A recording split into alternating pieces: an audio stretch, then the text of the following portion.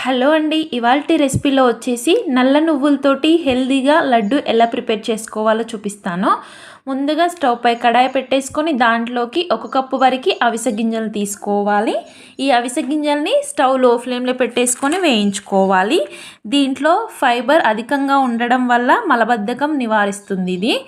ఇలా మొత్తం వేగిపోయిన తర్వాత దీన్ని సపరేట్గా ఒక బౌల్లో వేసేసుకోవాలి. తర్వాత అదే కడాయిలోకి నల్ల నువ్వులను యాడ్ చేసుకొని దాన్ని కూడా లో ఫ్లేమ్లో వేయించేసుకొని సపరేట్ చేసుకోవాలి.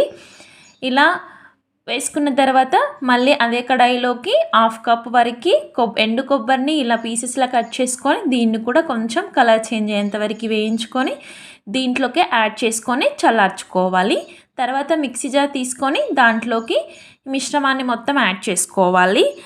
ఇప్పుడు దీంట్లోకి ఒక 2-3 యాలకులను యాడ్ చేసుకోవాలి ఫ్లేవర్ కోసం. తర్వాత ఇలా మెత్తగా మిక్సీ పట్టేసుకొని ఒక బౌల్లో హాఫ్ వరకు ఈ మిక్సీ పట్టుకున్న మిశ్రమాన్ని యాడ్ చేసుకొని ఇంకొక హాఫ్ మిక్సీలో ఉంచేసుకొని దీంట్లోకి ఒక కప్పు వరకు బెల్లాన్ని తురుముకొని యాడ్ చేసుకోవాలి.